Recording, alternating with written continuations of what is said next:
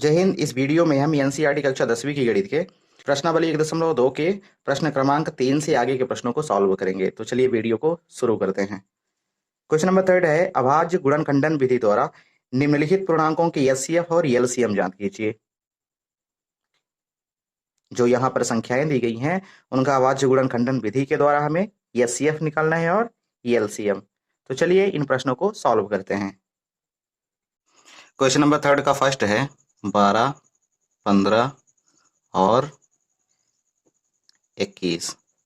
12, 15 और 21 का सबसे पहले अभाज्य गुणनखंडन कर लेते हैं।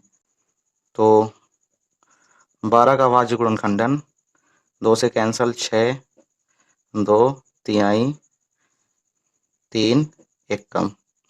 15 का 15 2 से कैंसिल नहीं होगा, 3 से होगा, 3 पचे 15 5 1 कम। 21 का अभाज्य गुणनखंडन होगा 2 से नहीं कटेगा, 3 से 3 सते 21, 7 1 कम 7। इस प्रकार से 12 के अभाज्य गुणनखंडन 2 गुणे 2 गुणे 3, 15 का 3 गुणे 5 और 21 का प्राप्त हुआ 3 गुणे 7। 12 के अभाज्य गुणनखंडन को घातांक रूप में लिख लेते हैं, 2 की घात 2 गुणे 3 की घात 1। बाकी सब सिंगल है, मतलब घात 1 है। ठीक है, तो 12, 15 और 21 में से देख लेते हैं इनके कॉमन गुणनखंड कौन कौन से हैं। तो 2 कॉमन नहीं है, सभी में नहीं है। 3 की बात की जाए तो 3 12 के गुणनखंड में भी है और 15 में और 21 में, 3 तीनों में है, तीनों का कॉमन गुणनखंड है। तो इसलिए एचसीएफ की बात करें तो एचसीएफ इसका 3 हो जाएगा। अब इसे लिखना कैसे है, यहाँ आप लिखेंगे तो एचसीएफ 12, 15 और 21 का प्रत्येक अभाज्य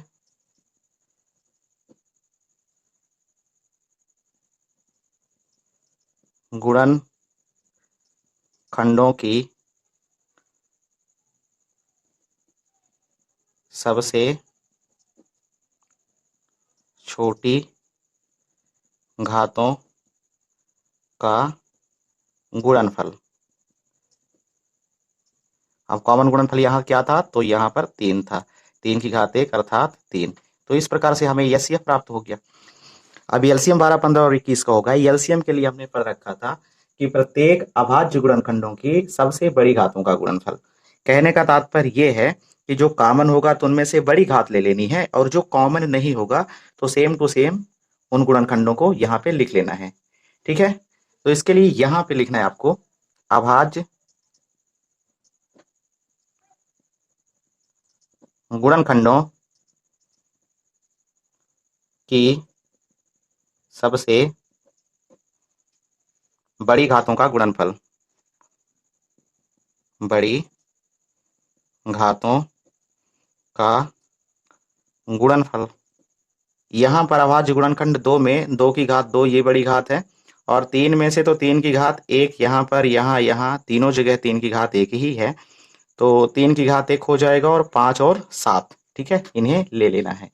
तो यहाँ पर आपको लिखना है 2 की घात 2 गुणे 3 की घात 1 गुणे 5 की घात 1 गुणे 7 की घात 1। तो इसको सॉल्व करते हैं। 2 दूना 4, 3 12 पंचा 60 और गुणे 7, 6 सते 42 और ये शून्य लगा देना है, हो जाएगा 420। तो यहाँ पर 420 हमें प्राप्त हो गया एलसीएम। अतः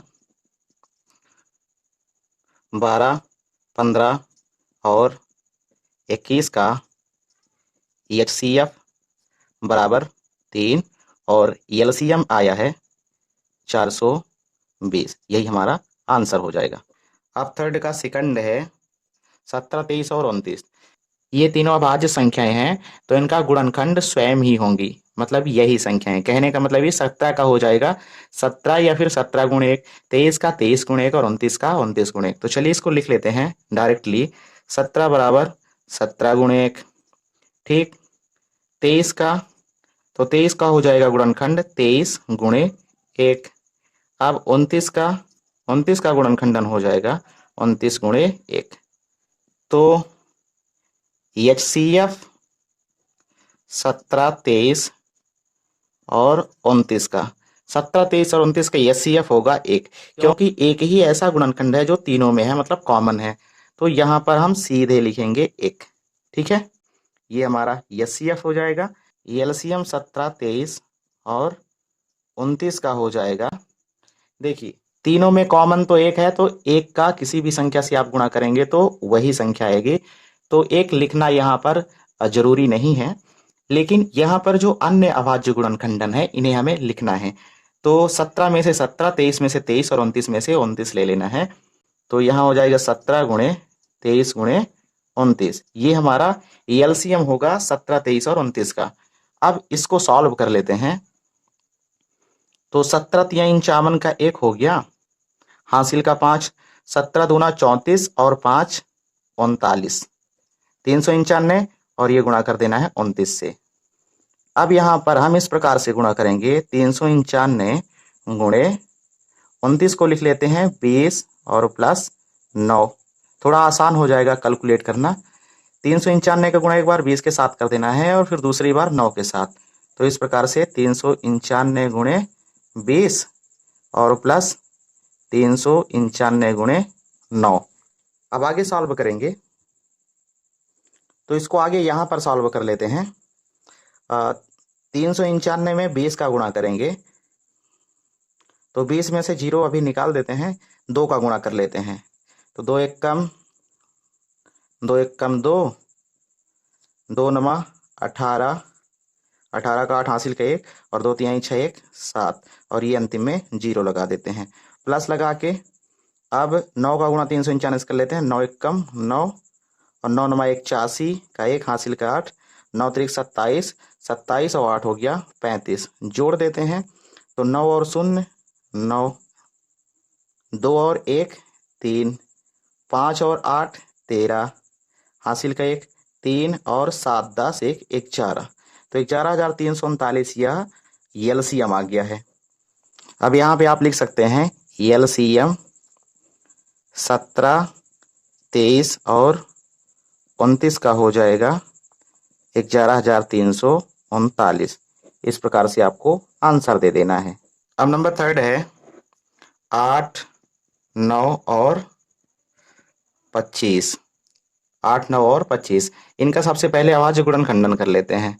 तो 8 का हो जाएगा 2 चौको 2 दूना और 2 एकम। 9 का हो जाएगा 3 तिकाई 9 और 3 एकम 3।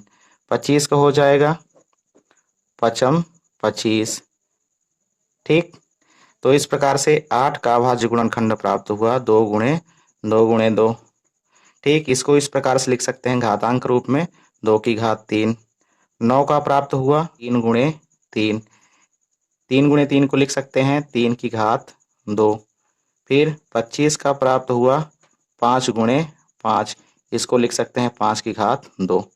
एचसीएफ हो जाएगा प्रत्येक उभयनिष्ठ अभाज्य गुणनखंडों की सबसे छोटी घातें। लेकिन यहाँ तो कुछ उभयनिष्ठ है ही नहीं है, लेकिन यहाँ पर देखें तो हमें सभी में 1 प्राप्त हुआ है।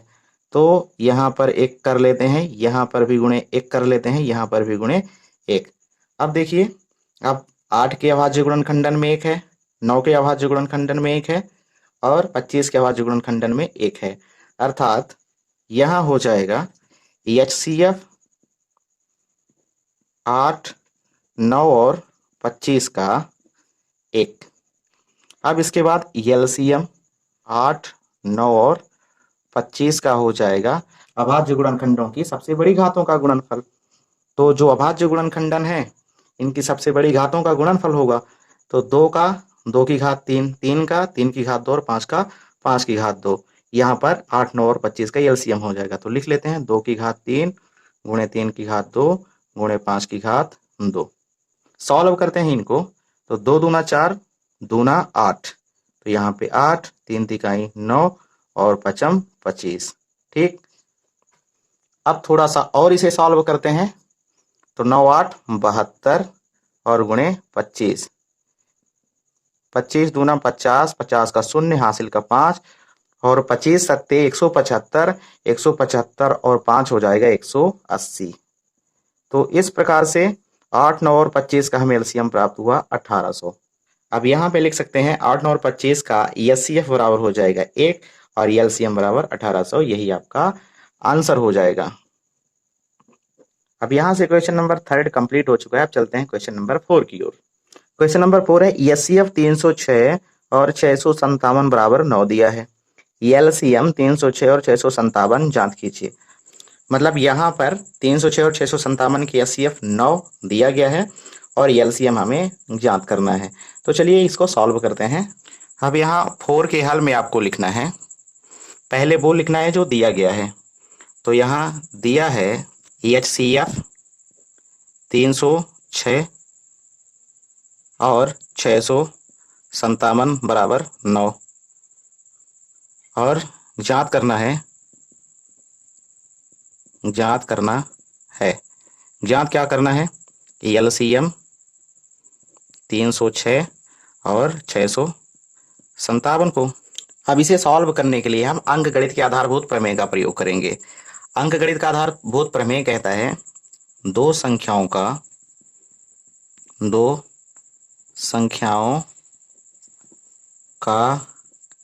गुणनफल बराबर उन संख्याओं का एचसीएफ गुणे उन संख्याओं का एलसीएम। ठीक, तो यहाँ पर हम मान लेते हैं दो संख्याएं ए बी हैं, ए गुणे बी। ठीक, ए गुणे बी बराबर हो जाएगा आपका एचसीएफ और गुणे एलसीएम।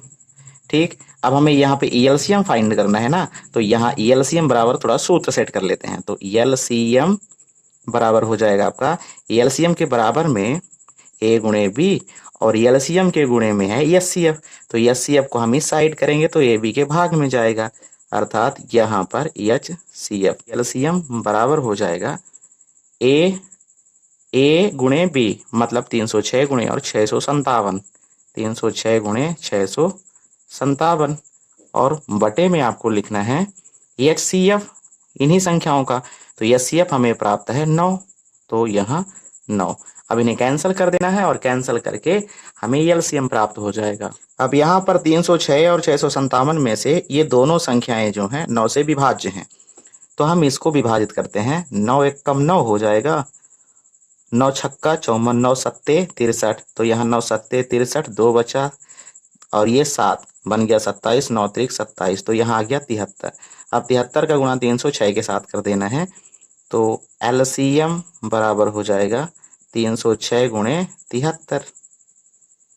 306 को हम 300 और प्लस 6 लिख लेते हैं और गुणे 73। 73 का एक बार गुणा 300 के साथ करना है और दूसरी बार 73 का एक बार गुणा 300 के साथ करना है, फिर प्लस लगा के 73 का गुणा 6 के साथ करना है, जैसा हमने पीछे किया था। तो चलिए यहाँ 300 गुणे 73 और धन 6 गुणे 73। अब इसको सॉल्व करके और जोड़ देना है। तो देखिए ये डबल जीरो है, 300 है, तो 300 में से 3 का गुणा कर देना है 73 के साथ और ये 2 जीरो लास्ट में लगा देना है। तो 3 तिकाई 9 और 3 सते 21, ये हो गया ना, और ये 2 जीरो हमें अंतिम में इन अंकों के लगा देना है। प्लस करके 6 त्रिक 18 का 8 हासिल का 1 और 6 सते 42 और 1 43। अब इनको आपस में जोड़ देना है। 8 को 0 से जोड़ेंगे, अर्थात इकाई को इकाई से। 8 और 0 8 हो जाएगा, 3 और 0 3 हो जाएगा, 4 और 9 13 का 3 हासिल का 1 और यहाँ पे अब 21 बच रहा है, तो 21 और 1 22 हो जाएगा।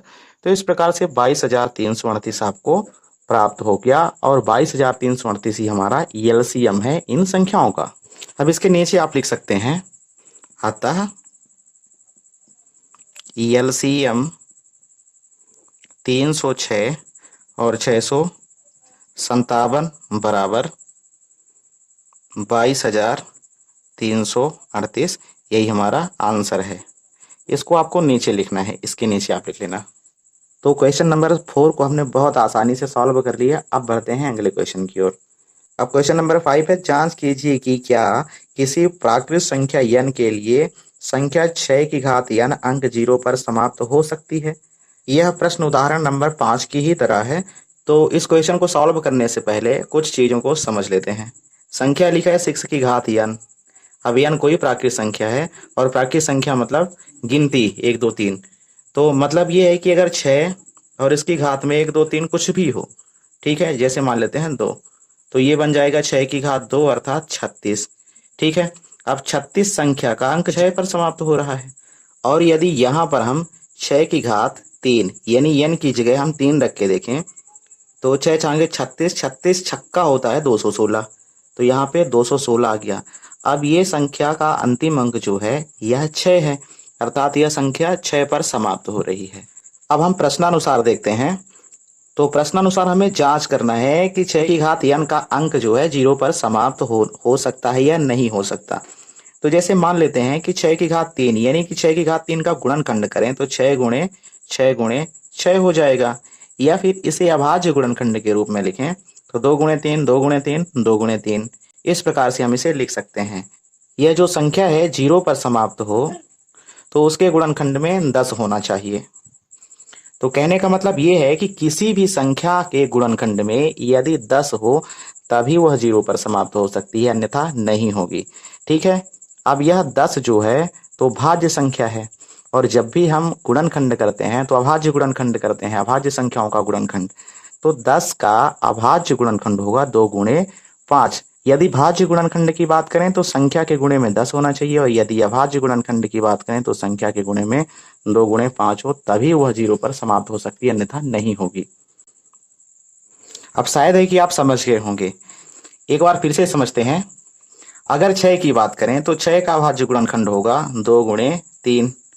ठीक है, 2 गुणे 3 होगा तो यह संख्या किसी भी हाल में 0 पर समाप्त नहीं होगी। 6 के गुणनफल में 2 तो है लेकिन 5 नहीं है, और जब तक 5 नहीं होगा तो यह संख्या 6 अंक 0 पर समाप्त नहीं होगी। या फिर हम इसे इस प्रकार भी कह सकते हैं, यदि कोई संख्या 0 पर समाप्त होगी अर्थात उसका अंतिम अंक 0 आना चाहिए, तो ऐसी सिचुएशन में वह संख्या 5 से विभाज्य होगी। मतलब 5 का विभाज्यता का नियम आप याद कीजिए। तो 5 का विभाज्यता का नियम क्या कहता है, जिस संख्या का अंतिम अंक 0 या 5 हो तो वह संख्या 5 से विभाज्य होगी। अगर 0 किसी संख्या का अंतिम अंक है तो वो 5 से विभाज्य होगी। या फिर यूं कह सकते हैं, यदि किसी संख्या का भाज्य गुणनखंड 2 और 5 है तो वह संख्या 0 पर समाप्त होगी। अब चलिए इस प्रश्न को सॉल्व करते हैं। तो यहां लिखना है, यदि किसी प्राकृत संख्या n के लिए संख्या 6 की पावर n अंक 0 पर समाप्त होगी तो वह 5 से विभाज्य होगी। अर्थात 6 की पावर n के अभाज्य गुणनखंडन में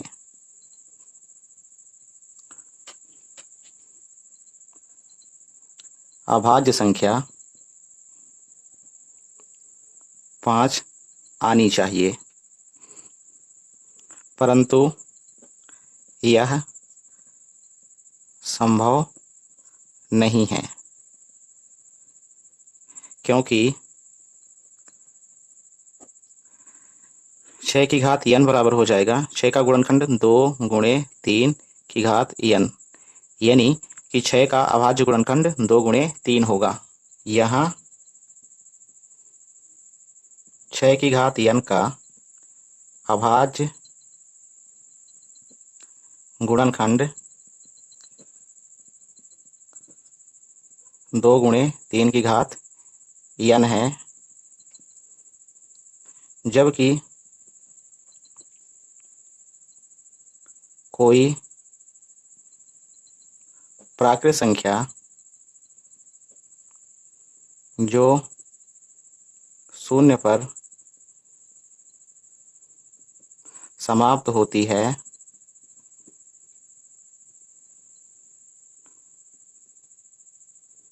उसका अभाज्य गुणनखंड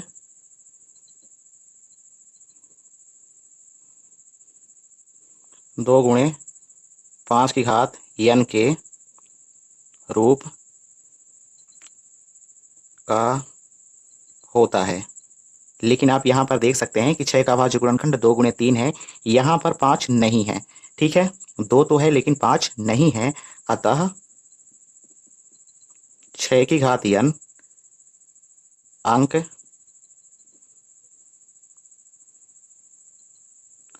0 पर समाप्त नहीं होगी। ठीक है, ये जो संख्या है तो यह 0 पर समाप्त नहीं होगी। इस प्रकार से आप आंसर दे सकते हैं। ये बहुत आसान क्वेश्चन है, इसको आप अपने शब्दों में भी लिख सकते हैं। तो आज की वीडियो यहीं तक। आज की वीडियो में हमने प्रश्नावली 1.2 के प्रश्न 3, 4 और 5 को सॉल्व किया है। आगे के प्रश्नों को हम नेक्स्ट वीडियो में सॉल्व करेंगे। तो मिलते हैं नेक्स्ट वीडियो में, तब तक आप इन प्रश्नों को अच्छे से तैयार कर लें।